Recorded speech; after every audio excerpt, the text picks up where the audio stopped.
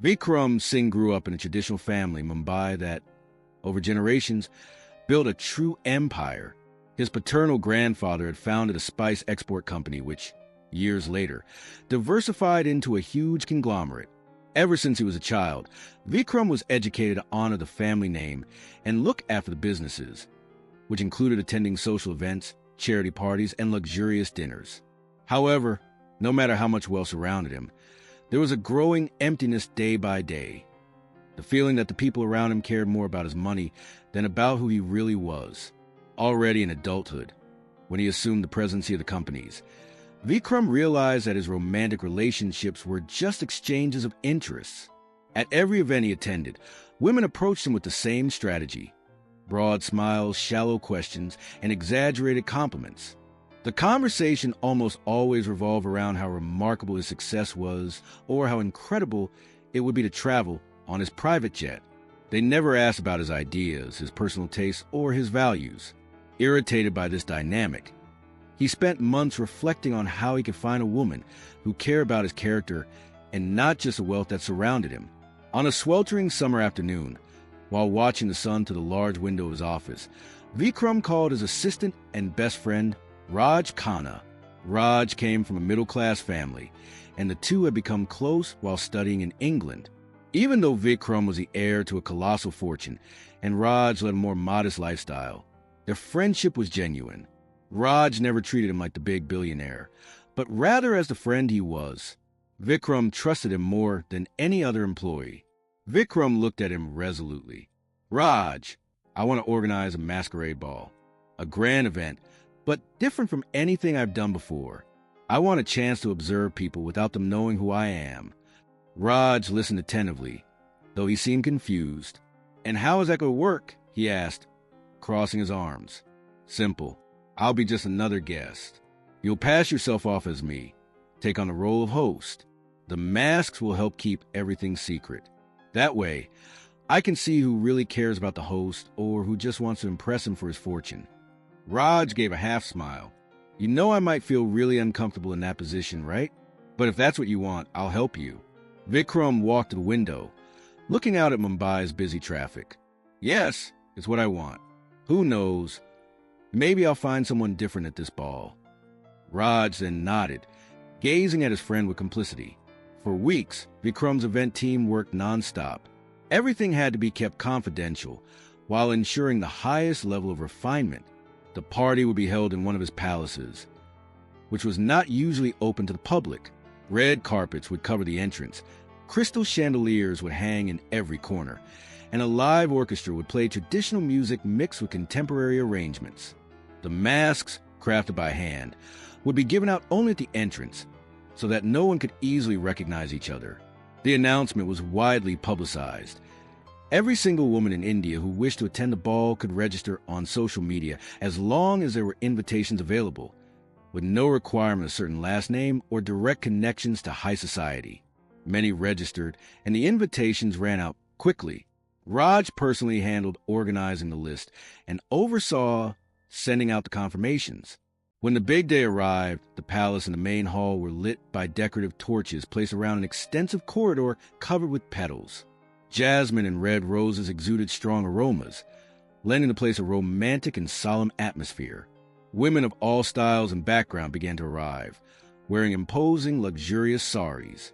All of them kept their identities hidden by silk masks embroidered with details that showcased creativity of local artisans. At the appointed time, Raj, wearing an elegant Indian outfit and sporting a gold mask, positioned himself at the front of the hall. Some staff members surrounded him, announcing, "Welcome to Mr. Vikram Singh's Masquerade Ball." Little did the guests know that this man, though representing the host, was not the real Vikram. Shortly afterward, discreetly, another man entered the hall in a less conspicuous manner. It was Vikram, wearing a simpler silver mask and dressed in a sophisticated kurta, yet not as extravagant as one would expect of a billionaire.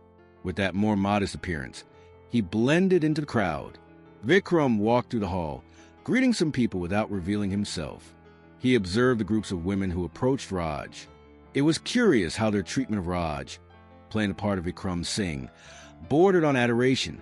They laughed excessively at his jokes, praised his every gesture, and agreed with any opinion he expressed, no matter how generic. Whenever Raj tried to talk about something deeper or more personal, almost none of those women showed any interest in listening. They preferred to rave about the place's luxury and hint at the wonders a relationship with Vikram would bring them. Noticing this from afar, Vikram was not surprised. He had already expected this attitude. After all, it happened at practically every event he organized or attended. While the flow of people in the hall increased, he kept an eye on every corner, curious to see if there might be someone there with a different attitude. He went along the inner corridors, where tables offered typical local appetizers, crispy samosas, spicy chaat, and traditional sweets like gulab jamun.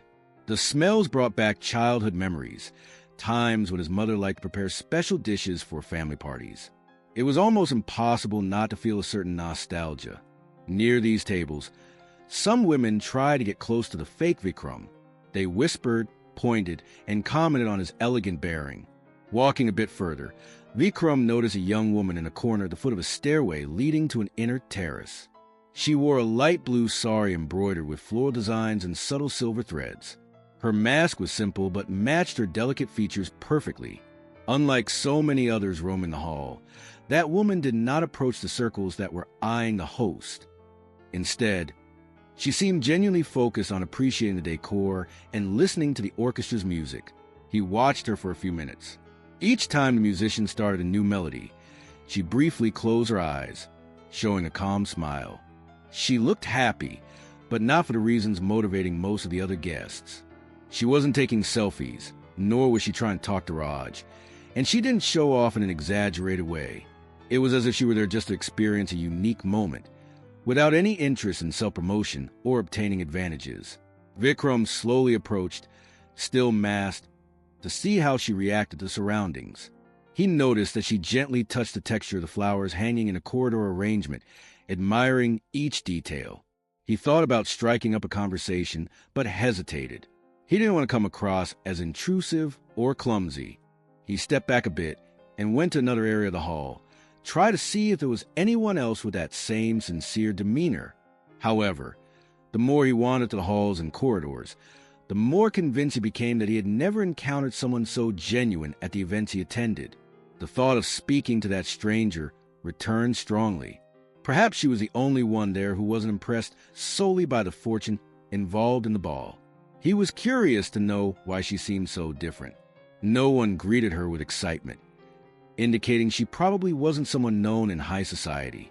And yet, there was a particular gleam in her eyes each time she observed the ornaments or stopped to listen to the orchestra. Meanwhile, Raj remained the center of attention in the main area of the hall. The guests' exaggerated laughter echoed throughout the environment. Vikram took advantage of this distraction to walk back toward the young woman in the blue sari. This time, he was determined to talk to her, even if it was just a quick conversation. Deep down, he felt he needed to find out more about who she was. So many questions buzzed in his mind. Was she from Mumbai, or had she come from somewhere else in India? What was her life story? Finally, after gathering enough courage, he stopped a few feet from where she stood. He heard her commenting to an older woman, probably a companion or relative, about how the violin blended perfectly with the tablas in the musical piece being performed in the center of the hall. Vikram smiled under his mask. Almost no one in that crowd was paying attention to the subtleties of the music, but she was. She noticed every nuance. It was at that moment that her eyes turned slightly toward him, though brief. That exchange of glances seemed to stir up a whirlwind of feelings in Vikram. He almost forgot that, at that moment, he was not Vikram Singh in her eyes. He was just another guest, someone anonymous in a crowd of masks. Curiously, that thought made him more confident, because that way she would see him as an ordinary person. His heart pounded as he decided, at last, to take a step forward. Then, remembering the instructions not to reveal himself prematurely, Vikram took a deep breath, adjusted his silver mask, and approached calmly. He still wasn't sure what he would say to start conversation, but something inside him urged him to try. The music rose in the background. The voices of other guests echoed. Yet he could only focus on the figure of that young woman, who was so different from everything he was used to. As he got closer, he noticed she was playing with a small table ornament, drawing circles in the air with her fingertips while listening to the orchestra's melody. He decided to speak. "It's beautiful, isn't it?" he said, referring to the combination of violins and tablas playing in the background. She turned with a serene expression and nodded in agreement. "Yes, very. I've never heard this kind of arrangement before, mixing Western and Indian instruments. It's like the notes dance in the air." Her voice was gentle yet firm. There was a brief silence. He smiled beneath the mask, relieved that she had responded openly. "I thought I was the only person paying attention to the music amidst so much chatter. It's nice to find someone who appreciates the details." She looked at him curiously. "I like everything that's new. Actually, every corner of this place amazes me. It's unlike anything I've experienced before." She adjusted the edge of her sari on her shoulder and gave a shy smile. "Please forgive me if I seem overly enthusiastic. It's just that I'm not used to parties this luxurious." He nodded. "There's no need to apologize. You know, I'm not entirely used to it either." And, in a way, he wasn't lying. Although he'd been surrounded by luxury his whole life, he'd never felt truly comfortable at such events. She laughed lightly. "Really? I thought everyone here was part of that high society." Vikram chose his words carefully. "Actually, not everyone here is as connected to that circle as it seems. What about you? How did you decide to come to ball?" The young woman briefly looked at the marble floor, maybe deciding how to respond. "I saw the announcement and read that any woman could sign up, regardless of where she came from, as long as she agreed to wear a mask. I thought the idea was interesting and decided to try. I never imagined I'd end up being selected. When I got the invitation, I confess I was skeptical, but I decided to come anyway." He sensed her naturalness and felt a twinge of curiosity. "So, what do you think now that you're here? Did it meet your expectations?" She looked around, taking in the decorated columns, the hanging flowers, and the richly woven carpets. "It's far more impressive than I could have imagined. Everything is huge, shiny, and, well, rich.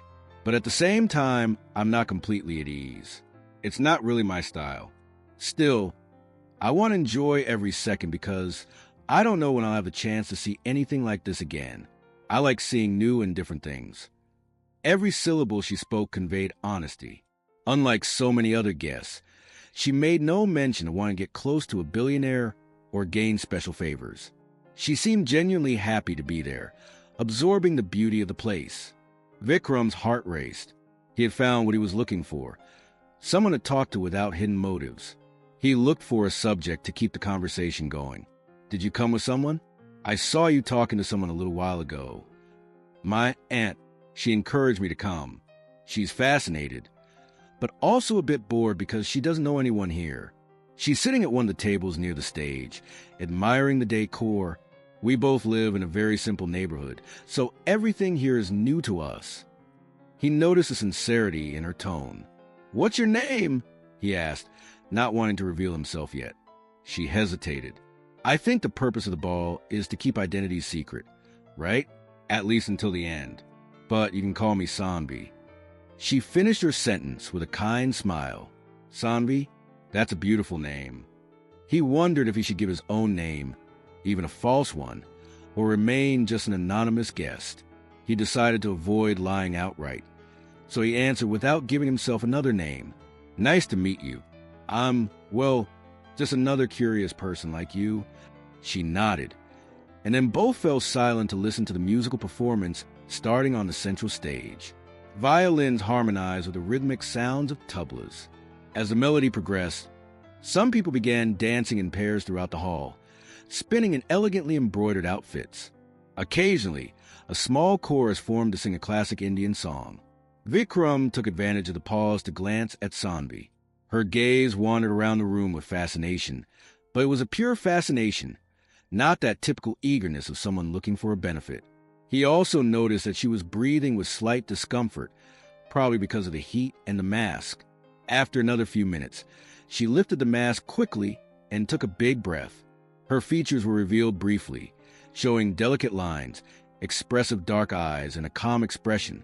That brief glimpse was enough to spark something even stronger in Vikram. He not only admired her beauty, but felt that her expression perfectly matched what she conveyed in her words: sincerity and tranquility. Shortly after, she put the mask back on, probably embarrassed for breaking the party's protocol. She murmured, looking at him, "Sorry, I just needed to breathe a little. It's hot in here, and I'm not used to having my face covered for so long." Vikram hurried to reassure her. "Don't worry, I understand. Actually, I find it a bit uncomfortable too." She smiled, seeming thankful for his understanding. "Can I ask you a question? Do you know anything about the host of this ball? I heard he's extremely wealthy, but I have no idea what he's like or what he enjoys. I only know I feel sorry for him. With no wife or kids, having all this money is pointless without someone to love." He felt a rush of nervousness. Should he tell her the truth? Obviously, he couldn't, at least not yet. So he took a breath and answered carefully. "People say all sorts of things about him, but in the end, only he really knows who he is. And maybe the ball exists precisely so that people can get to know him without any prior judgment." "Interesting. I confess I'm not curious to meet him to gain anything, like many here seem to be. But I would like to know how he thinks, if he sees being rich and powerful in a different way. It must be strange to have so much responsibility, so many people looking at you, expecting charity or answers to their problems. It must be lonely, too. I wouldn't want that life." Sambhi's words swept through Vikram like a refreshing breeze on a hot day. No one had ever talked about his position like that, considering the loneliness behind the status. Usually, people only saw the glamorous side, but she noticed something deeper. He cleared his throat, feeling a mix of surprise and empathy. "Yes, I imagine it must be." She looked away, as if thinking about her own life. "I don't know how I'd handle it. I grew up in a humble home. My aunt raised me after my parents died. I have nothing against luxury itself, but I'm uncomfortable when I see everything revolving around money. I believe people are defined by what they do, not by what they have." He sensed the genuineness of that conviction.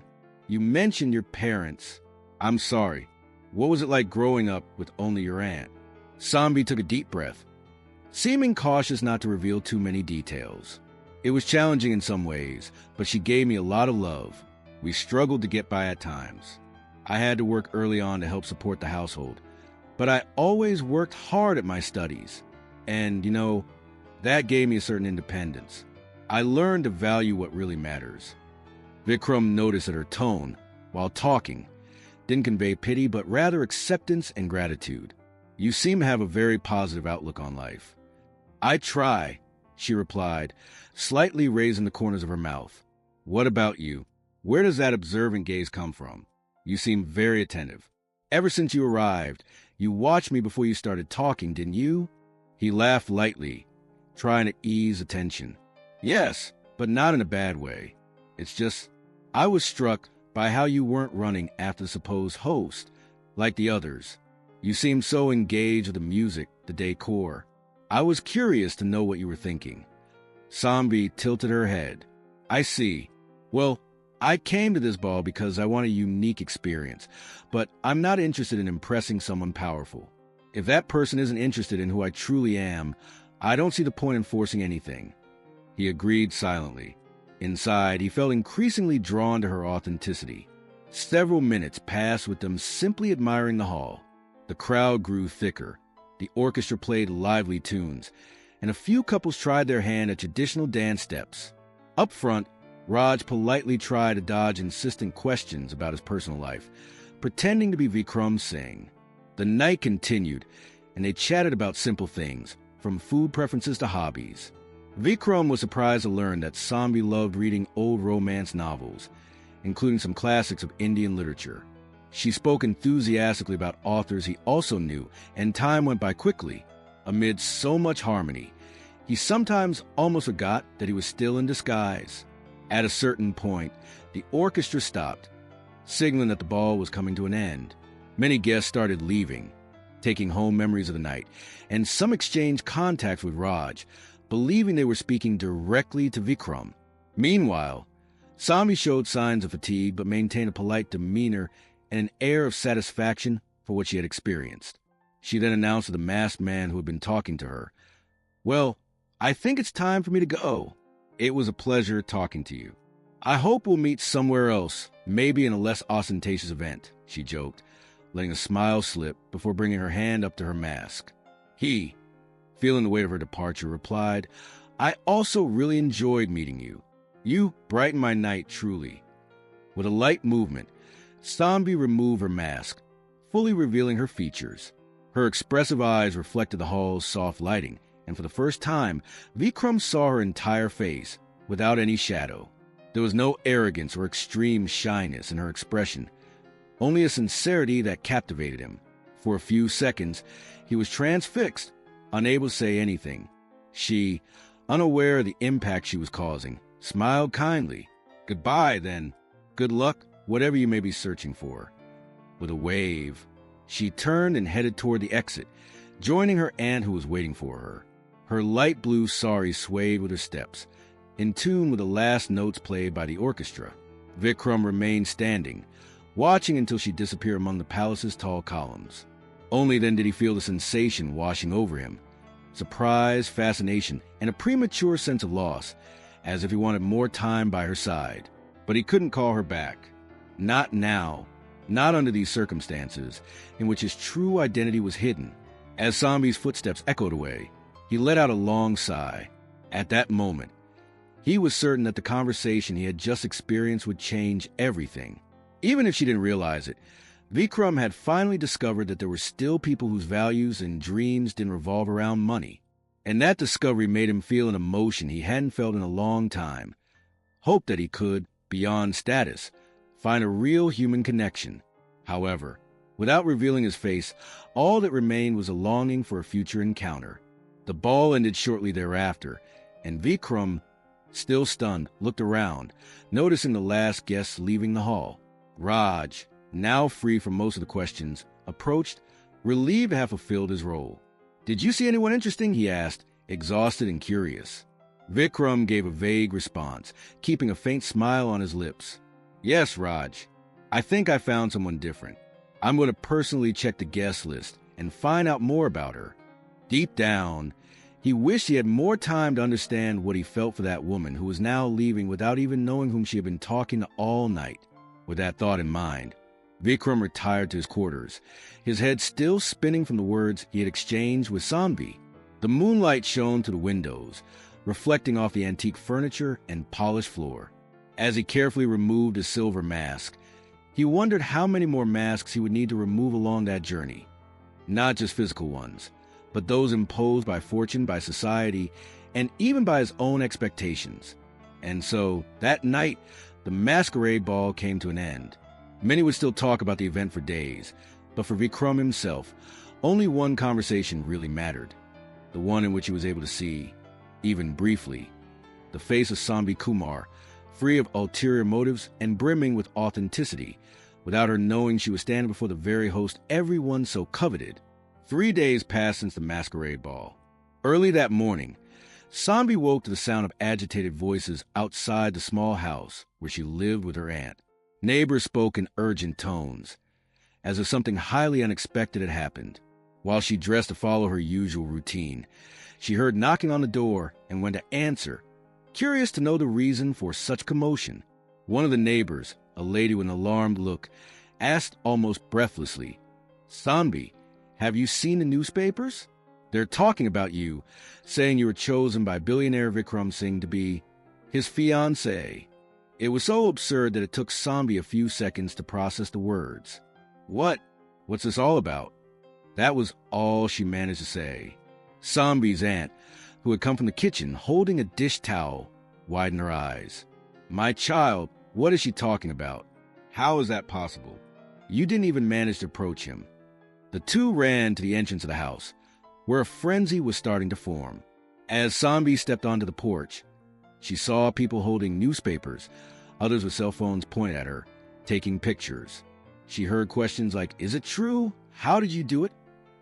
Are you moving to his mansion?" flying in from every direction. Dazed, she tried to reply with something coherent, but the crowd of curious neighbors and onlookers wouldn't give her room to explain. Only when a young man handed her a copy of a local newspaper did Sambi see, in huge letters, a headline announcing, "Vikram Singh chooses unknown woman as fiancée. Sambi Kumar shocks the country." There was even a photo of her face taken from her social media. Though her accounts were very simple and almost inactive, she stood in shock. Seeing her name splashed across nearly every news outlet in India, she froze, unsure of how to react. "This has to be a mistake," she exclaimed. Confused, she tried to recall what happened at the ball. She couldn't remember having spoken to Vikram Singh. "This is an error.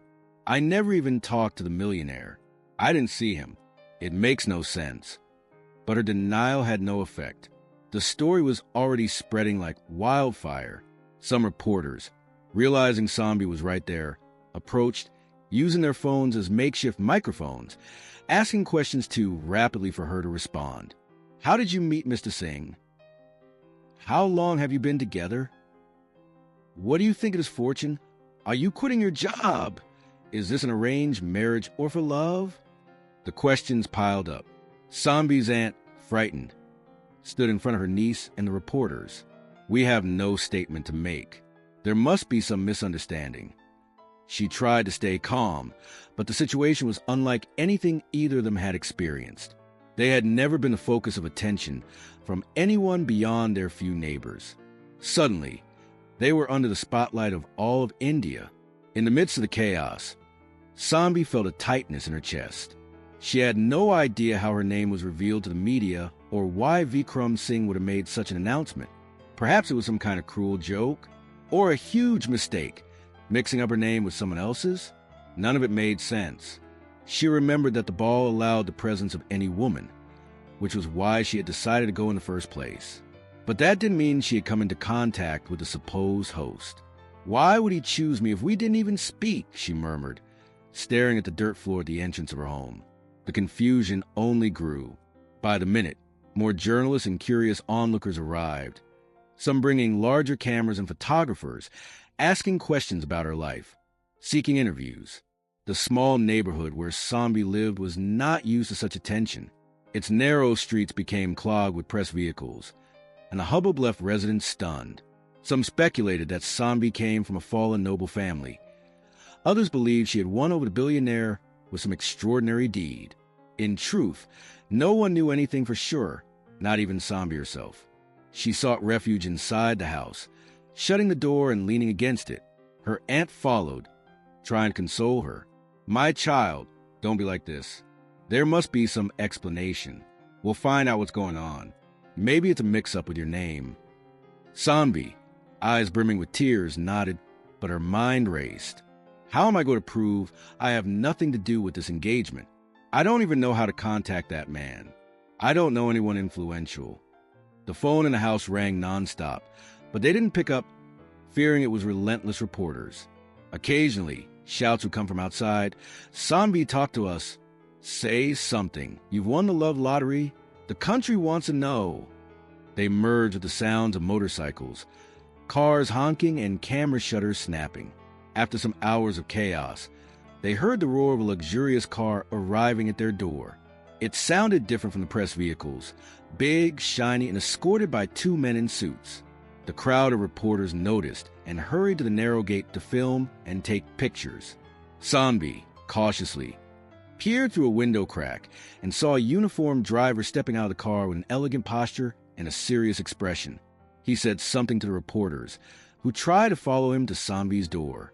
Within seconds, the knocking resumed, this time more firm. Her aunt sighed and looked at her niece. "Let's see what he wants. We can't stay locked in forever." Then she walked to the door, opened it again, and faced the driver. The man fixed his gaze on Sambi and spoke clearly. "Excuse me, I've come at Mr. Vikram Singh's request. He wishes to speak with Miss Sambi Kumar. He's waiting for her at his mansion. If she's interested, I can take her there right now." His words came like a wave that Sambi did not know how to face. She stood still, gripping the doorknob tightly. She had to make a quick decision. Behind the driver, reporters shouted for a statement. Some stretched out microphones, others filmed live. She felt the pressure of a situation she had never encountered before. "Please, "Stand back," the driver demanded, raising his arm to keep the crowd away. The security guards who accompanied the vehicle tried to form a line so she could pass if she wanted to get into the car. Sambi looked at her aunt, who seemed almost as shocked as she was. They exchanged worried glances, silently asking each other what was most sensible to do under such circumstances. As bizarre as it was, this might be the only chance to clear up the situation, to find out why on earth her name was involved in a supposed engagement with someone she didn't even know. While thinking it over, a reporter's question caught her off guard. "Sambi, do you confirm you accepted Vikram Singh's proposal? Is it true you met with him in secret after the ball?" That made her shudder. She had indeed attended the ball, but hadn't interacted with the host everyone had in mind. Avoiding the urge to give explanations in the heat of the moment, she turned to the driver, ignoring the cameras momentarily. Did Mr. Singh really ask for me? Is this about that whole story?" The man nodded slightly. "He asked that you come to the mansion. He said he wants to explain personally what's going on. I'm here to take you there, ensuring your comfort and safety." Still disoriented, Sambi considered briefly. She didn't feel comfortable accepting an invitation that seemed to come out of nowhere, but the truth was that the circumstances had already placed her at the center of a media storm. Staying at home would only prolong the speculation, and she felt an urgent need to know why her name was on everyone's lips. If the man was telling the truth, if Vikram Singh really had chosen her, she needed to hear it from him. Why, turning to her aunt, she held the older woman's hand, which trembled with worry. "Auntie, I have to go. There's no point staying here without understanding anything. I'll find out the truth." The woman took a deep breath, resigned. "Go, but be careful, and call me if you need me." Sambi responded with a tight hug. The reporters swarmed again, noticing that she was about to enter the car. Microphones and phones once more appeared just inches from Sambi's face. "Are you looking for an engagement? When's the wedding? How does your family feel?" She kept her lips shut, refusing to answer.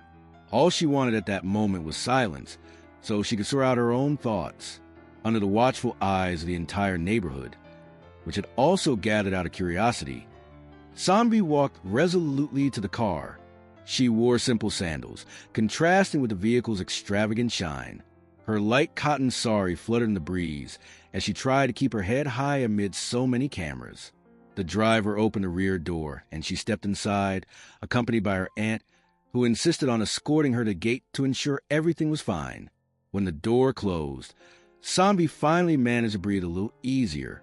The sounds of the reporters and onlookers were muffled by the car's interior. Still, she trembled slightly, still in shock. Gazing out the window, she saw people crowding against the gate, trying to film inside the car. She then turned her eyes forward, watching the driver adjust the rearview mirror, ready to drive away. The aunt, standing outside, gave a thumbs up to show her support, even though she was apprehensive. "Take care, my child. Don't worry, I'll be here praying for you." Sambi nodded and managed a nervous smile. Then the driver started the engine, maneuvering the vehicle carefully amid the motorcycles, media vans, and onlookers crowded in the narrow street. So she set off toward Vikram Singh's mansion, having no idea what that encounter would be like. She still pictured in her mind the masked man she had spoken with at the ball. It can't be him. The host was on the other side of the hall, surrounded by women. This is all so crazy. There must have been some mistake. As she watched the urban landscape turn into large buildings and imposing gates, Sambi wondered what she would do when she came face to face with Vikram Singh. Would she demand an explanation? Politely ask why she had been chosen without her consent? She knew she had to stay calm and speak clearly, but her heart pounded with every minute she spent inside that luxury car.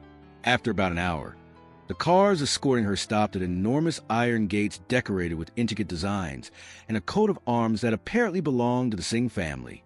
The driver spoke briefly with the gate guard, who checked a list on a tablet before allowing them to enter. The vehicle made its way along a long driveway lined with sprawling gardens.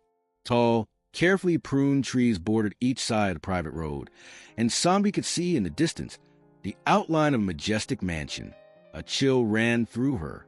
She had never imagined she would set foot in a place like that, much less to meet one of India's richest men, supposedly her fiancé. according to the media. Still dazed, she tried to remain poised. Perhaps it would be a simple conversation, after which she could go home, free from any misunderstanding. The car parked in front of a wide marble staircase, where household staff waited, all dressed formally, their gazes both curious and respectful. The driver got out and opened the door for Sambi, who took a deep breath before stepping onto the immaculate floor of the front courtyard. She looked around. There were white columns, architectural details reminiscent of older buildings, and fountains spilling water into small man-made ponds. Everything was so grand, too grand for someone accustomed to the simplicity of her village. Climbing the first steps, Sambi heard one of the mansion's maids speaking to her. "Would you like something to drink? Would you like to rest a bit before meeting the sir?" It was hard to even answer, given the whirlwind in her mind, but she shook her head. "I need to find out what's happening. Please take me to him." The maid led her inside a spacious corridor decorated with tapestries and paintings that, to Sambi, looked like ancient works of art. There were interior columns, glittering chandeliers hanging from a high ceiling, and a faint scent of incense mixed with flowers. Each footstep echoed, highlighting the quiet typical of luxurious places where everything is done discreetly. They stopped in front of a tall set of double doors carved in dark wood. With a restrained gesture, the maid announced, "Miss Sambi Kumar is here. May I come in?" And upon hearing the answer from inside, she opened the doors, indicating that Sambi should enter. She crossed the threshold on trembling legs, feeling as though she were on the edge of a cliff, uncertain what she might find on the other side. As soon as she laid eyes on the inner hall, she noticed how vast the space was. A patterned rug covered almost the entire floor, and in the center stood an arrangement of exotic flowers. Standing there, looking at the door, was a masked man. His mask was identical to that of the man she had spent the night talking to at the ball. It appeared to be the same man she had seen at the ball. She felt dizzy and confused. She stood there, motionless, observing him. He must be the host who had organized the ball. But why was he still wearing a mask? What kind of charade was this? Swallowing hard, she wanted to say something, but was caught off guard when he began raising his hands to his face. The slight creaking of leather and straps indicated he was about to remove it. Sambi had the urge to ask what was happening, but felt the air leave her lungs before she could utter a word. One by one, his facial features came into view, a well-defined jawline, tense lips, and eyes that watched her with an intensity that was hard to describe. In a matter of seconds, she was certain she recognized that look. It was the same man who had spent most of the night talking to her at the ball, listening to her dreams, quietly laughing at her observations, and encouraging her to speak about life beyond lavish halls. She took a step back, astonished, as it all clicked in her mind. That man, who had never identified himself as a host, was none other than Vikram Singh. The billionaire heir, the object of speculation and desire, was there before her with a very serious expression. Now, without the mask, the silence in the room seemed to deepen, as though not even the air dared interrupt that moment. Before he could speak, Sambi felt her heart twist in shock. So, he was not just another guest, as he had claimed. He was Vikram Singh himself. Everything began to make strange sense, though it also raised dozens of new questions. Why had she been chosen as a fiancée? At what point had he decided that? How would he explain it all to the media? Before she could unleash her questions, he took a step forward, seeming equally tense. But instead of talking directly about the engagement, he merely said in a cautious voice, "Sambi, I know you're confused. I need to explain what happened." Her throat went dry and she swallowed. The shock was greater than when she read the newspaper headlines. Deep down, the logical side of Sambi wanted to refuse any conversation, run off, and deny the absurdity. The emotional side, however, demanded answers. Why had he, with so much power and wealth, announced an engagement with someone he knew came from a modest background, who only knew him under a false identity? Sambi moved her lips, but no sound emerged. Finally, she managed to whisper, I don't understand. Why my name? Why all of this?" Her voice trembled, filled with questions. "You were here the whole time?" The question was obvious, yet it was the only thing her confused mind could manage. He nodded slightly, keeping his gaze on her. Sambi, I'm sorry I didn't tell you who I was. I couldn't. I wanted to see how people acted around me without being influenced by my fortune or my name. You were the only one who didn't come looking for me out of self-interest. I like your honesty, the way you see the world. She stayed put, trying to take in those words. She remembered hours of conversation when he had shown himself to be attentive, curious about her life. She recalled how comfortable she felt talking about her past, the hardships she had endured, and the values that truly mattered to her. Now she realized that the same man was a host. He hadn't just been listening, but had also chosen her somehow. But what about the engagement? The announcement? Why was I in all the papers? Sambi's voice, once hesitant, took on an almost accusing tone. She felt something close to a contained anger. After all, this had turned her life upside down. Vikram took a deep breath, trying to stay composed. I know everything happened quickly and that it exposed you in the worst way. I never intended that. I wanted to reveal it after talking to you personally, explaining it all. But the news got out abruptly. And since I had already made the decision that you were the person that I was looking for, the newspapers jumped ahead. I'm sorry. Sambi tried to absorb each sentence, but her head throbbed. It was becoming clear that, from his perspective, there was a genuine purpose behind announcing her as his choice. But for her, that reason was not enough to handle the flood of issues created in her village. You decided I was the person you wanted without even asking me? It makes no sense. He came a few steps closer, apparently less concerned about formality. You know that here in India there are many arranged marriages, and I didn't want an arranged marriage.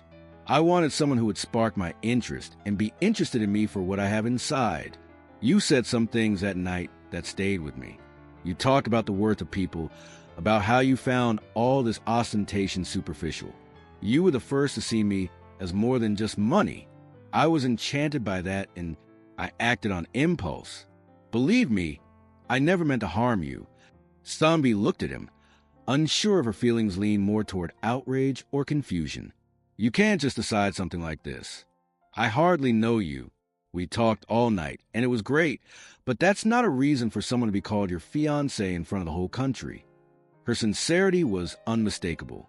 He, in turn, felt even more drawn to her. If it were someone else, she might already be in his arms, but she was different, uninterested in taking advantage of him or his money. Finally, he lowered his gaze, appearing truly embarrassed. I know, I was naive. I thought that if I was so sure about you, maybe you felt the same way, and all it would take was for me to talk to you and then announce it.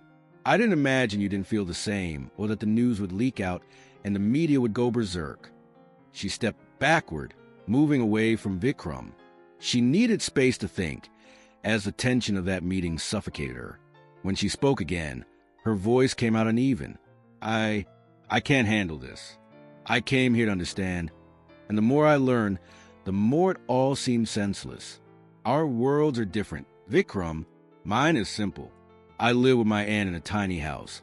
I work to pay bills, and I do what I can to help underprivileged kids. You're a billionaire. Your life involves private jets, high-level meetings, huge parties. I'll never fit into your world. Her words hit Vikram like an unexpected blow. For a moment, he felt the weight of that truth. It wasn't just about money. It was about the immense gap in experiences and environments that separated them. I can try to get closer to your world. I can learn about what you like. I can change my routine. Don't you think we can find some middle ground? She sighed, shaking her head. Maybe if things were different, if you had met me without needing masks and secrets. But I can't just ignore everything that happened. The media, my village swarmed by cameras. My neighbors looking at me like I'm chasing after status. You have no idea what I'm going through. Vikram tried to step closer, reaching out a hand, but saw that she pulled back. He felt the air grow heavy, seeing that her reaction was neither happy nor relieved, but apprehensive, almost fearful. Sambi, I never wanted you to be exposed like this. I can talk to reporters, make a statement. You don't have to deal with this burden. If you like, I'll take full responsibility. At that, she raised her eyes, which were slightly teary. It's not just the press, Vikram. It's our lives. It's the expectation that I become someone I'm not. You already decided I'm your fiancé, but you never thought about what I really want. It was one-sided. You know little about me, and I know little about you. He opened his mouth to respond, but couldn't find an argument to convince her everything would be fine. He realized he was acting out of a self-centeredness he had never recognized before. Someone as used to having decisions accepted without question was now facing a firm and understandable rejection. Sanvi, for her part, felt unable to stay another moment. She needed to get out, to breathe fresh air away from the staff's watchful eyes in the distance. She needed to return to her own life and rethink everything. I'm sorry, but I can't keep talking about this right now. I don't know if I ever can. I'm sorry. She turned to leave the hall before any more tears could surface. Noticing her intention, Vikram raised his hand, almost pleading. Sanvi, wait. Can't we talk this through? Don't leave me like this, without a chance to explain everything. She shook her head, keeping her gaze fixed on the doorway. You've explained enough. I'm not questioning your feelings, but this is all too big for me. I can't commit to something I don't fully understand. We live in different worlds. I don't belong here, and I don't want to be your fiancé. Her candor tore at Vikram's heart. He felt powerless to stop her, either out of pride or respect. Each second she moved away magnified his pain. He remained still, unable to say anything that would make her stay. Sanvi left the hall, crossing the corridor in haste without looking around. The clack of her sandals mixed with the murmurs of the staff who watched her go, unsure whether they should stop her. Within minutes, she exited the mansion in the same car that brought her, now weighed down by a mix of shock and exhaustion. She had no plan, no answers. All she wanted was to go home and try to comprehend how everything had spun so far out of control. Back in the large hall, Vikram stayed where he was, his eyes on the door through which Sanvi had just disappeared. His hands fell to his sides, empty, as though he let slip the only chance at a real connection. His face clouded over, overwhelmed by sadness. Her words echoed in his mind. We live in different worlds. He had never been rejected like that before. Usually, he was in control of everything. This time, he realized that no amount of money would buy her trust or affection. There was no doubt that Sanvi was special for seeing him as a normal person, but now she was gone, wary of a gap between their realities. Lost in confusing thoughts, Vikram hardly noticed when his assistant, Raj, arrived with a worried look. He had heard the news that Sanvi was there, but hadn't been able to intervene. Seeing Vikram's despondency, Raj instantly knew things had not gone as planned. She left? Raj asked softly. Vikram did not reply immediately. He lowered his eyes to the marble floor. She did, and I think she's not coming back. And so, a man who for so long had controlled his life, dictating direction and making decisions without much opposition, now tasted the bitter sting of true rejection from someone who wouldn't bow to wealth or status. The sense of loss was immense, because, along with Sanvi, the very meaning of his search seemed to vanish. There was nothing more he could do at that moment. She had not only declined his proposal, but also made it clear that she did not see herself living in that world of luxury and expectations. In the days that followed, Vikram Singh's routine became unbearably monotonous. Even though he was still surrounded by pressing business matters, important meetings, and new projects, he felt incapable of focusing. He would sit in his office, looking over reports and documents on corporate mergers, export contracts, and financial statements. But his mind always drifted to one subject, Sanvi. He kept recalling their conversation at the ball, how naturally she had talked about herself, how uninterested she was in his fortune, and how honest each glance had been. He also replayed their most recent meeting at the mansion, when she discovered the whole truth and, feeling cornered, told him she couldn't see herself in his world. Night after night, he stayed awake, sipping tea on his bedroom balcony, wondering if there was something he could have done differently. Raj noticed that his friend had changed. The confident man, once so sure of his decisions, had become quiet and withdrawn. His few attempts at lightening up seemed forced. He avoided the high society parties and events he used to attend, partly because he didn't want to face questions about the broken engagement, and partly because he couldn't stand the superficiality he had tried to escape by organizing the ball in the first place. "She really got to you, didn't she?" Raj asked one late afternoon, walking quietly into the office where Vikram stared at a computer screen without actually seeing it. Vikram sighed, closing the laptop. "She doesn't want anything to do with me, Raj. And I understand why. I acted rashly. I felt and planned something without talking to her first. I exposed her. Anyone with common sense would be scared." Raj sat in an armchair.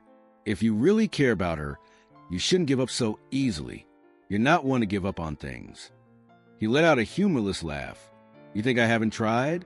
She made it clear she's uncomfortable in my world. Maybe I'm being selfish to keep pushing. Whenever I think about looking for her, I remember the way she looked at me. It wasn't contempt, it was fear. Fear of a life that doesn't belong to her." Months went by, and Sambi's name stopped appearing in the media. Other scandals, gossip, and stories surfaced to feed the headlines. For Vikram, though, the matter never really went away. He was tormented by her absence. On the rare occasions he went to dinners, he noticed women who only seemed interested in impressing him. Everything felt empty. Time and again, he wondered if there truly was an unbridgeable chasm between his world and Sanvi's.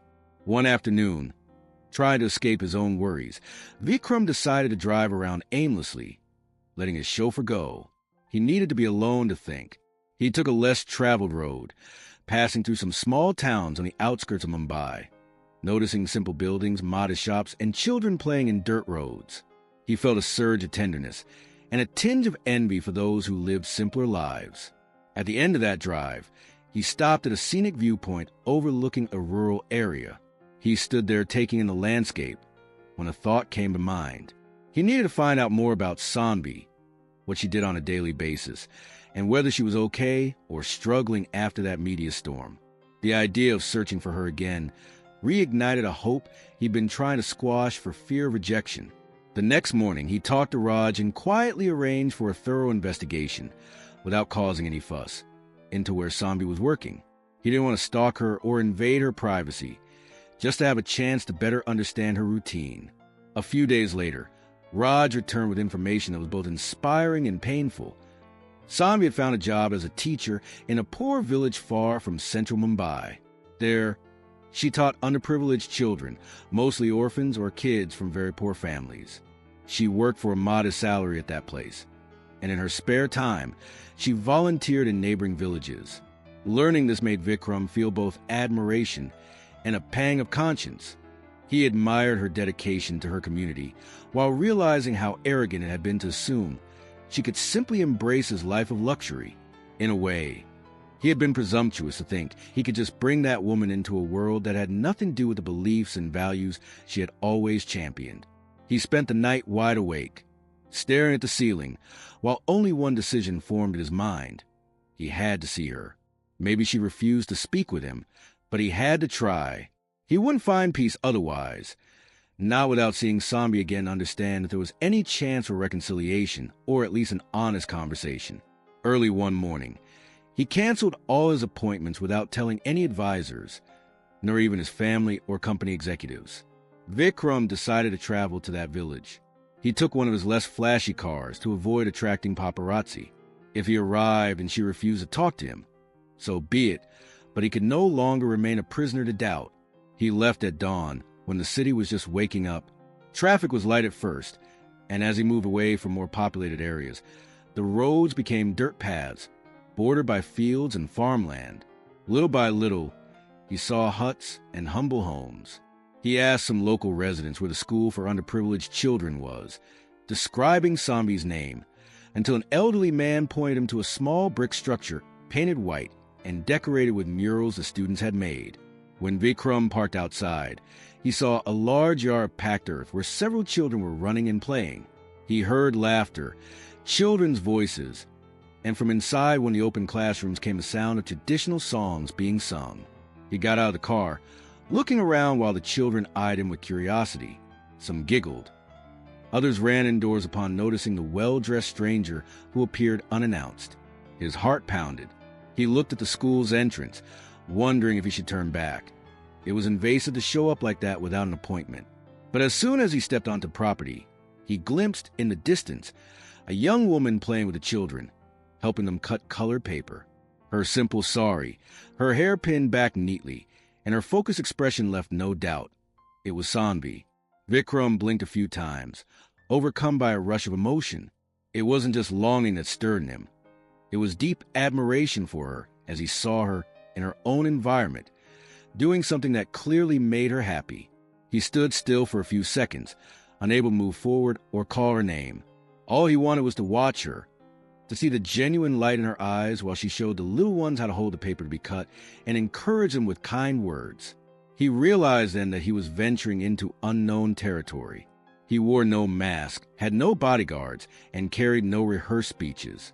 It was just him, with all the uncertainties of a man who still cared deeply about this woman and who had learned, in the hardest way possible, that her life was driven by other priorities. And so Vikram approached, his eyes never leaving Sanvi. He still didn't know whether she would welcome him, send him away, or let him speak. But at the very least, he was there, fueled by the conviction that he didn't want a life where she had no place. He wanted to show her it was possible to reconcile their realities, that he didn't want to force her into the habits of high society. Whatever happened next was still a mystery. But finally, Vikram felt life stirring in his chest again, as though simply seeing Sanvi had reignited a spark of hope he'd thought lost. He had no guarantees, only the determination not to let her leave his story, without trying to preserve that genuine connection that had affected him so deeply. When one of the children noticed him and signaled to the others, Sanvi lifted her head and looked in his direction. Their eyes met in an instant that seemed to stretch on forever. In their faces, shared surprise revealed a whirlwind of feelings that still lingered. No one there knew who he was or where he came from, but she clearly realized that his visit meant much more than a casual encounter. She still felt enormous apprehension after everything that had happened. The engagement announcement, the media exposure, the reporter's harassment. But upon seeing that he had arrived without bodyguards or publicity, she understood that maybe he had come just to speak to her in peace. She stood up slowly, handed the scissors to one of the older children, and asked everyone to finish cutting the paper on their own while she stepped outside for a moment. They obeyed but kept their eyes on her, curious about the strange man who had appeared out of nowhere. Sanvi walked away from the improvised table, adjusted her sari, and headed toward him. With each step, she could feel her heart pounding as if it wanted to leap out of her chest. When she got closer, she realized Vikram was also nervous. His gaze darted between the children and the school's humble setting, as though he were trying to take in every detail. He was the first to break the silence, speaking in a quiet tone so as not to disturb the lessons underway. I had to come. I needed to see you." Sanvi swallowed hard. She still remembered the sting of feeling deceived, the pressure being thrust into the public eye, and the chaos that it caused in her life. On the other hand, she saw in Vikram a vulnerable expression. "See me why?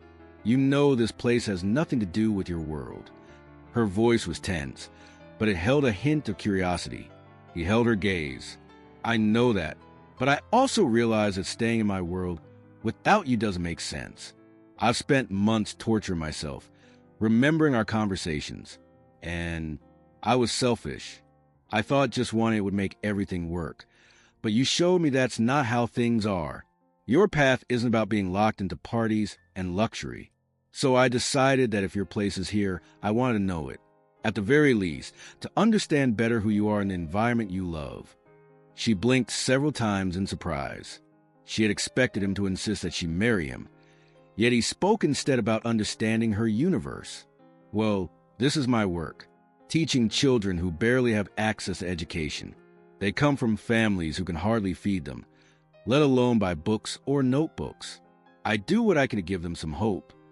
Vikram looked at the children, who, though they had gone back to cutting paper under another volunteer's supervision, still glanced at him from time to time. "May I go in and take a closer look?" he asked, taking a hesitant step toward the gate. "I promise not to cause disturbance." Sanvi hesitated, but seeing how genuine he seemed, she nodded slightly. "All right, but please be discreet. I don't want you to become some attraction that distracts them from what we're doing." With her permission, Vikram passed through the gate walking carefully on the packed earth. He saw that the main building was divided into two simple rooms, separated by a wooden wall that didn't reach the ceiling, allowing air to circulate. Each room had small wooden benches, a worn blackboard, and dozens of children's drawings hung on strings along the walls. The place was clean, but obviously far below the standards of any school in a major city, let alone the life of luxury he was used to. Without saying much, Sambi led him to an area of the school that served as a cafeteria, though it was just a covered porch with a larger table where volunteers gave the children tea or sometimes food. At that hour, they only had clean water and sesame crackers, which some of the kids were enjoying happily. Vikram felt his chest tighten as he observed the minimal resources the school had, despite the clear effort to maintain it with dignity. "This is where they have their snack, when we get enough donations," Sambi explained, resting her hand on the wooden railing. "Whenever we manage to get fruit or grains, we make sure they don't go hungry during class. It's not much, but it keeps a lot of them motivated to come."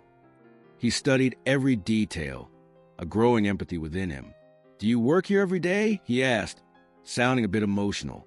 "Yes, I started as a weekend volunteer, but over time, I realized this truly made me happy.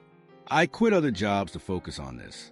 So, in the mornings, I teach basic literacy to the younger kids.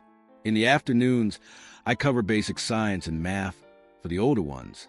On alternate weekends, I go to a neighboring village to do the same thing as a volunteer." Vikram ran a hand through his hair, trying to picture Sambi's routine. "Who pays you then? Do you get any salary from the government?" She shook her head. "No, most of it comes from anonymous donations or local sponsors. As for the food, some shopkeepers help when they can, providing rice, beans, and notebooks. My aunt helps too, doing sewing work, and we make ends meet. It's not easy, but it's the life I've chosen." A moment of silence followed. Sometimes Vikram glanced at the children sitting on the ground, engrossed in old books and improvised educational games. Amid the laughter, he saw a glimmer in each young eye, as if simply learning to read and write was a huge privilege for them. Right then, he understood more profoundly why Sambi had been so terrified at the thought of leaving all this for a life of parties and shallow events. He took a deep breath, facing her. "Sambi, you may not believe it, but these past months, I've thought of you constantly. I could have gone on with my life, but nothing made sense without you. I tried burying myself in work, but it didn't help. So I decided if you won't come to my world, then I can try to come closer to yours." She felt a slight blush. "It's nice what you say, but talking is enough. I don't mean to offend you, but everything here is so different from what you're used to." He nodded in agreement. "I know, and I know it's not just about showing up and saying I'm going to adapt. But I'm willing to try because I realize that what matters most isn't where we live, but with whom we live." His words warmed Sambi's heart, but she kept a cautious expression. She had to be sure it wasn't just a romantic, impulsive gesture from someone who would soon tire of the difficulties. Even so, she couldn't help noticing the honesty in his tone. She watched him walk around the place, greet the children shyly, and ask one of them her name. He showed no signs of revulsion or impatience. On the contrary, he seemed genuinely interested. It didn't take long for the kids to approach him, asking who he was. Vikram, not knowing exactly what to say, simply replied that he was Sambi's friend. At one point, a little girl with messy braids asked him, with the frankness only children have, "Are you her fiancé? I heard some people talking about you back then. Did you bring anything for us?" The other kids laughed and crowded around, already full of expectations for someone who might bring them gifts. Sambi put her hand to her forehead, embarrassed. "Sorry, kids. Don't ask for things like that. It's not polite. He's not obligated to bring anything." Vikram, however, smiled understandingly. "It's fine. I didn't bring anything today besides myself. But if you'll have me, I can see how to help you in other ways." His answer made the little girl with braids smile. She then ran back to her group of friends, excited at the thought that maybe this man could improve their school. Seeing the situation grow delicate, Sambi didn't want the children pinning too much hope on Vikram, only to be disappointed if he left or gave up at the first hurdle. So she asked him to have a more private conversation in the side yard, where there was a wooden bench near a large mango tree. She sat down, wearing a serious expression. I don't want my children getting unrealistic hopes. Everything here is earned through struggle. I don't want them clinging to the idea that a very wealthy person will solve all their problems. He understood her concern and sat down next to her, keeping a bit of distance out of respect. I understand, and I won't promise anything I can't deliver. I'm just saying I can do something real for them. And above all, I want to stay close to you. I've never felt like this before. Those last words touched Sanbi, and she lowered her gaze, remembering how easily their conversation had flowed at the ball. At the time, she never imagined he was a host. She thought he was just an ordinary guest. Even so, time flew by, and she never felt like leaving his side. And the sense of security he gave her was undeniable. But after everything that happened, her heart was full of fear. She was afraid that once trust was shaken, it wouldn't be easily restored. She raised her eyes and gently touched his hand. Vikram, I don't hate you. I just got scared by it all. The way you put me in a position that wasn't mine, as your fiancé, without even asking me. It was too much for me. You understand that, don't you? He pressed his lips together, nodding. I understand perfectly, and I regret being so hasty. But I'm asking you to at least let me show that I'm willing to share life with you, even if it means staying here in this simple place. I have no need to make you live in the mansion if it makes you uncomfortable. Your work with these children is far too precious to be interrupted. Sanbi felt her heart speed up. It was exactly what she had always wanted to hear. Proof that she wouldn't have to give up who she was to be with someone. But how could she know if he would handle the weight of this choice? Promise that if things get complicated, you won't demand I give everything up. He stood, took a deep breath, and, in a burst of courage, knelt before her, the dirt in the yard staining the bottom of his pants. Time seemed to stand still. Though the kids were off in the distance, they pointed and laughed at the scene. Some adults passing by on the street were startled to see such a well-dressed man on his knees in the dusty yard. I promise, Sanbi, that I will never force you to leave this place or abandon your principles. I'm the one who needs to learn why this place means so much to you. I'm here completely, body and soul. If you give me a chance, I swear I won't push for anything that takes you away from these kids or from the work you value so much. She brought a hand to her mouth, tears threatening to spill. Why all of this, Vikram? You already have the whole world at your feet. I can't understand how someone would be willing to give up so much. He smiled, though his eyes were full of emotion. I thought the same way at first, but I realized that having everything didn't mean much if I had no one to share it with. And none of the women I met truly cared about me, only about what I could offer. Then you appeared, someone concerned with real problems, speaking of values that go way beyond money. And I found myself in love. I don't want to run from that anymore. The tears she'd been holding back fell from Sanbi's eyes. She rose from the bench, took his hands, and helped him stand. His knees were covered in dirt, making the children giggle. She bit her lip, her heart pounding hard. I'll give you a chance, but remember this. I can't abandon these kids. Not now, not later. They need me and I need them. If we do end up together, you have to understand that my life's mission is to keep giving education and hope to those who have none. Relief washed over him, and he smiled as he held her hands in his. I agree wholeheartedly, and I want to help. I truly want to be part of this.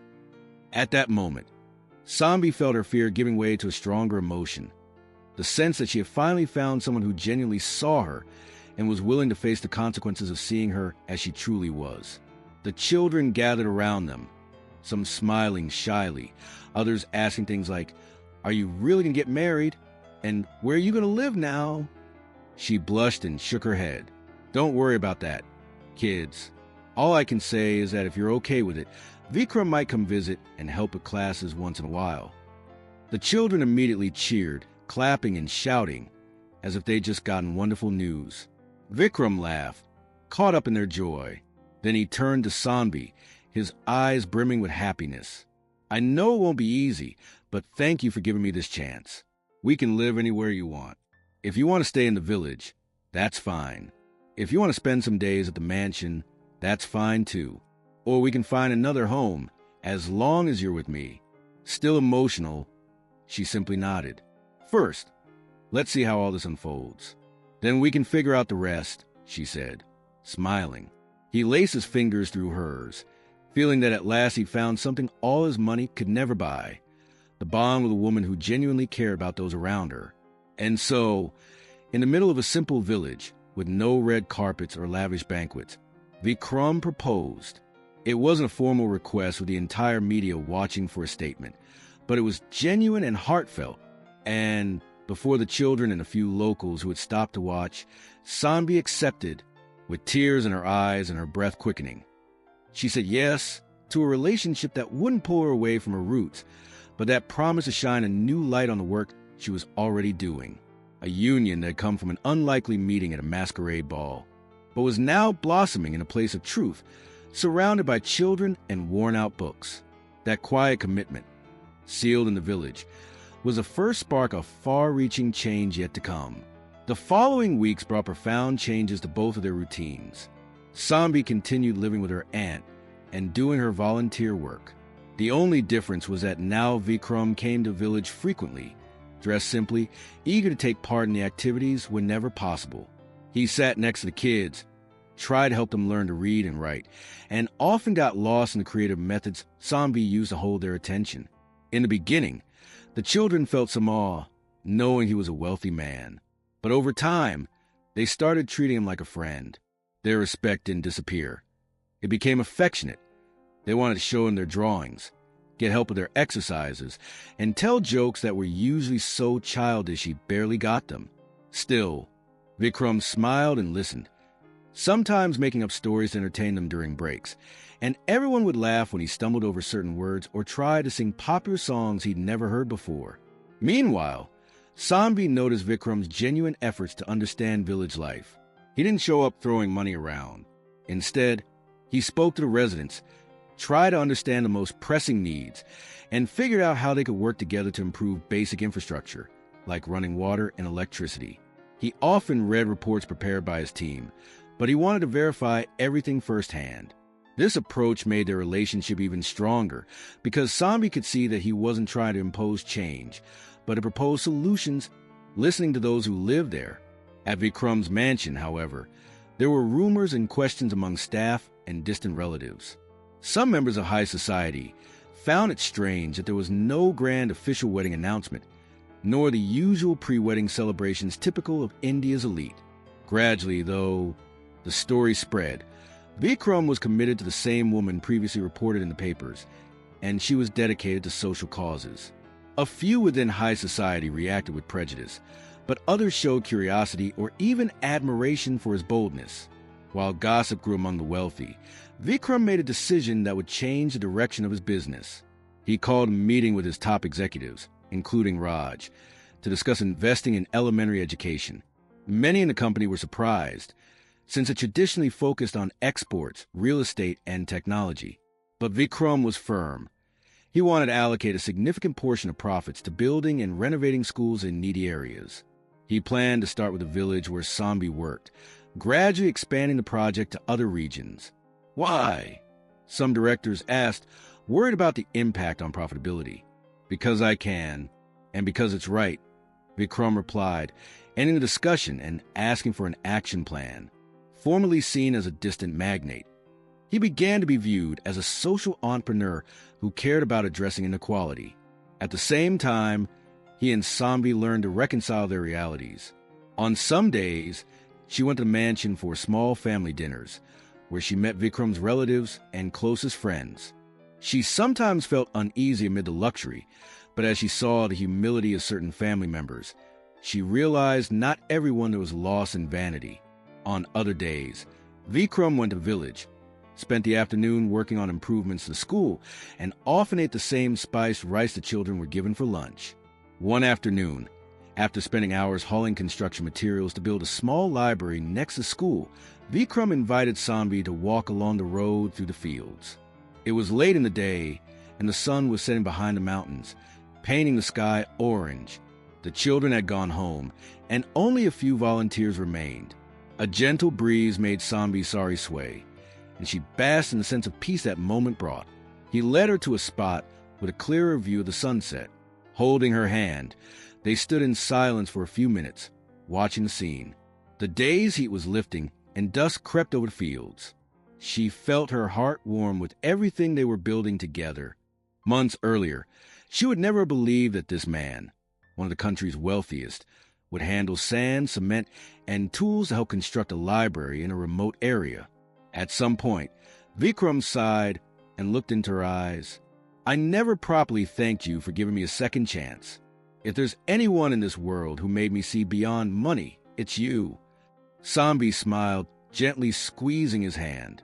And if there's anyone who showed me that there really can be good people even among the wealthy, it's you. I know your past didn't prepare you for this kind of life, yet here you are embracing this cause. He stroked her cheek tenderly. Sambi, I think we've been through so much these past few months. I want you to know that no matter how we build our future, I want to be by your side. I want to get married soon. After we marry, will you move into the mansion with me? Or do you prefer we live here? Or split our time between both places? I want to marry you, but I want it to be in whatever way you feel most comfortable. No pressures, no media hype. She bit her lip, touched by the careful way he asked. Gazing at the horizon, she thought for a few seconds and answered softly, I accept marrying you, Vikram, but I want to keep part of my routine here. I can't abandon these children every day. Some of them need me to develop basic skills, and that's my life's purpose. We can live at the mansion, but I need to keep this job, so I'll come here every day. That's non-negotiable. He smiled, agreeing. That's fair. We'll do it your way. Under that sunset, they sealed their commitment to join their lives simply, without huge social ceremonies, yet certain that they were choosing something more than just a whim or a fleeting passion. They were merging two worlds, a union of values and feelings that changed them from the inside out. It didn't take long for word of their marriage plans to spread among the villagers. Instead of flashy details, there was genuine excitement to celebrate with Sambi and thank Vikram for his help with the school. Meanwhile, Raj and Vikram's other close friends were happy to see their boss finally at peace, with a sense of purpose that had been missing from his life as a millionaire heir. Weeks later, the school building was being painted with fresh coats of paint and reinforced with a sturdier roof for the rainy season. The kids were painting panels with illustrations of traditional Indian stories, and Sambi was in charge of it all. Amid this anticipation and renewal, Vikram and Sambi started planning their wedding. There was no extravagant luxury or elite invitations across Mumbai.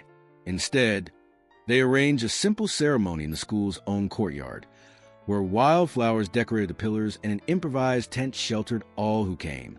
Some of the children practiced traditional songs, and Sambi's aunt, who would also be moving to the mansion, sewed a special sari for her niece out of delicate fabrics with hand-stitched embroidery. Vikram chose a modest outfit, far from the usual pomp. On the appointed day, the children arrived early, dressed in their best clothes. Some wore new sandals reserved only for special occasions. In the school's small kitchen, local women prepared typical dishes: rice, vegetable curry, and soft chapatis. A few simple milk and sugar desserts were set aside to symbolize the sweetness of the moment. Shortly before the ceremony, Vikram appeared with Raj, visibly moved. He looked around, recognizing every corner he'd helped to repair. He recognized the faces of volunteers who worked tirelessly to make that place a haven of hope. He thought of how his life had changed since meeting Sambi, smiling to himself at the realization that holding the wedding here, in simplicity among the children, was the most sensible decision he could make. Then Sambi appeared, wearing the sari her aunt had sewn. The delicate gold embroidery contrasted with the deep blue fabric, reflecting the sunlight that streamed through the tent. The children, wide-eyed, stepped aside so she could pass, as though she were the true queen of that small kingdom. But instead of expensive jewelry, her face shone with genuine happiness, earned through love and the certainty that she was living something real. The officiant, an elder who had served that community for decades, led the ceremony with the simple style typical of the region. He spoke of the importance of respecting one another, sharing what you have, and building a home that leaves space for both companionship and caring for others. The few friends of Vikram's who attended were visibly touched by the modesty of it all, so different from the grand parties they were used to. When it came time to exchange vows, Vikram insisted on going first. He held Sambi's hands, looking straight into her eyes. "With you, I learned that money can buy comfort and so many other things, but it can't buy what matters most. Someone who loves us for who we are. Thank you for showing me that life has a bigger purpose when we do something for others. I promise to stay by your side and support your work, which is now also mine. I want to help bring more education, more opportunities to these children, and most of all, I want to build a real life by your side." Sambi, her voice trembling with emotion, replied, "Thank you for respecting who I am, where I come from, and what I do, for understanding that my happiness doesn't lie in luxurious halls, but in the smile of every child who learns to read, write, and dream. I promise to do my best to learn from you, so that together we can unite our worlds into one, without one overshadowing the other. You're living proof that people from different backgrounds can connect for a greater ideal, love and a desire to transform the world around us." They exchanged flower garlands, as is common in many Indian traditions, and the children tossed a few grains of rice into the air as a gesture of blessing and prosperity. Applause and shouts of joy filled the yard. Tears shone in many eyes, young and old alike. Even Raj, usually reserved, tried to hide his face so no one would notice his emotion. After the brief ritual, the small local band began playing cheerful songs, and everyone joined in dancing and celebrating. In this atmosphere of simplicity and camaraderie, a communal lunch was served. Paper plates filled with rice, curry, and chapatis. No one minded the absence of silver cutlery or silk tablecloths. All that mattered was sharing this historic moment for the community. Amid hugs, laughter, and well wishes, Sambi and Vikram realized they had achieved something beyond a wedding. They had built a bridge between two worlds that had once seemed impossible to bring together. He had brought his wealth to serve those in need. She would uphold her mission to teach and care for children. And together they would form a family based on mutual respect and the belief that in a world so marked by inequality, love and empathy can still make a difference. Thus, the story of the humble village woman who won the billionaire's heart reached an outcome no one could have foreseen.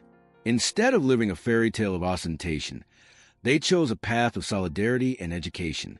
And by uniting their lives, they proved that when two hearts connect out of love and a shared desire to improve the world around them, no social barriers or differences can stop them from creating a future full of hope.